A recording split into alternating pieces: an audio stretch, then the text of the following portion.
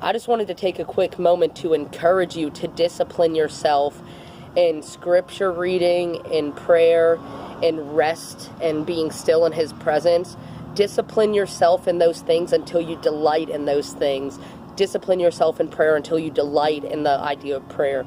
Discipline yourself by being still in His presence until you delight in being still in His presence. Discipline yourself in reading scripture until you delight in reading scripture, because, Psalm, I believe 37 says that delight yourself in the Lord and you will be given the desires of your heart.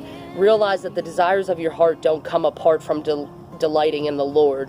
The desires of your heart come with the prerequisite of delighting in the Lord.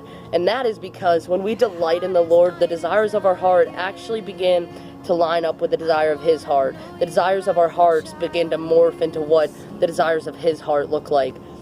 And those desires become things like the fruits of the Spirit. They become things like justice for the injustices that we see around us. The desires of our hearts become to look more like Jesus, to be molded more into the image of Jesus with every passing moment. And that is why when we delight in the Lord, then the desires of our hearts come to pass, because the desires of our hearts are what are in His heart. The desires of our hearts become the desires of the heart of the Father.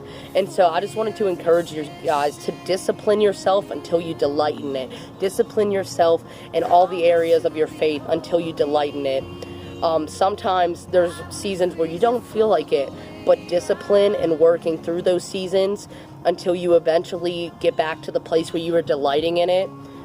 Man, that is when the desires of our hearts are granted, and that is when we look most like Jesus. That is when we possess the most fruits of the Spirit, and that is when we are most fruitful. That is when we are most efficient. That is when we are most effective as believers, when we delight ourselves in the Lord, because then the desires of our hearts are given to us, and the desires are not solely for ourselves other than to look like Jesus, but actually those desires are for the world around us, for the people around us that God has given us the opportunity to minister to and to impact.